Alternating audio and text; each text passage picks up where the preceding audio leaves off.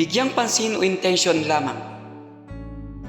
Mga taga-Roma, Kapitulo 12, versikulo 1. Kaya nga mga kapatid, ipinamamanik ko sa inyo alang-alang sa mga kahabagan ng Diyos, na inyong iharap ang inyong mga katawan na isang haing buhay, banal, nakaaya-aya sa Diyos, na siya ninyong katampatang pagsamba.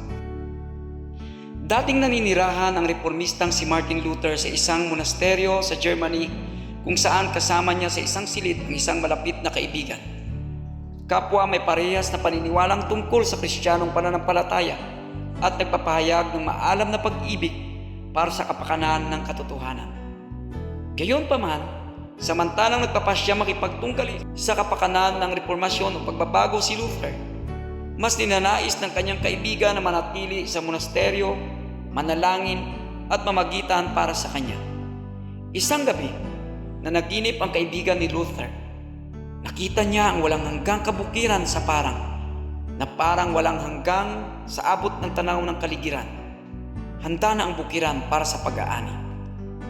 Nakita rin niya ang isang taong nagsisikap anihin ang lahat ng produktong bunga ng kanyang ganang sarili, na isang imposibleng gawain.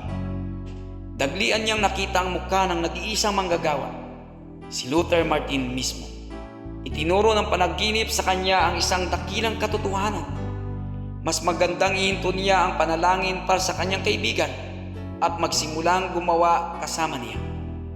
Ang pagsisimula ang nagbibigay ng pagkakaiba ng aksyon sa intention o pagkilos ng kagustuhan. Maraming tao ang gumagawa ng pagpapasya sa katapusan ng bawat taon o mga resolution. Nagpapasyang magpasimula ang ilan ng regular na programang physical na aktibidad. Ang iba naman ay nagpapasyang mag-ipon ng pera. At ang iba naman ay nagpapasyang magbawas ng kanilang timbang. Dahil sa kakulangan ng pagkilos, sa katapusan ng bagong taon, ang pagpapasyang ito ay nagiging isa lamang intensyon o kagustuhan. Subalit walang resolusyon na kasingalaga ng ating espiritual na pamumuhay. Kailangan nating pasimulan ang ating taon na may pagbabago o pagtatag ng prinsipyo sa katapatan sa pagtatalaga sa Diyos. Kailangan natin na itaas ang ating listahan ng mga sumusunod na resolusyon. Una, maglaan ng panahon sa bawat araw para sa personal na komunikasyon sa pamamagitan ng pagbabasa ng Biblia o salita ng Diyos. Ganun din ang leksyon sa paaralang Sabado at pananalangin. Magtipon na araw-araw sa maikling pampamilyang pagsamba o pagsisimula sa katapusan ng bawat araw. Bawat linggo, muling patatagin ang pagpapasya sa pag-iingat ng Sabat mula sa paglubog ng araw hanggang sa sunod na paglubog ng araw. Hanggat maaari, dumalo ng regular na mga iglesyang serbisyo na hindi pinahintulutang palitan ng virtual o nakikipag-unayan ng personal na pakipagtalastasan.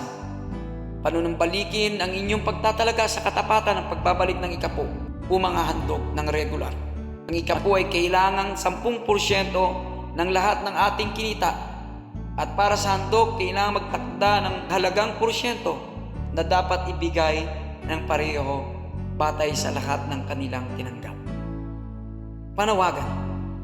Hilingin ang tulong ng Diyos na sa bawat araw na maisagawa ang mga resolusyong ito na isang realidad o katotohanan o makatotohanan sa buong taon ng iyong buhay.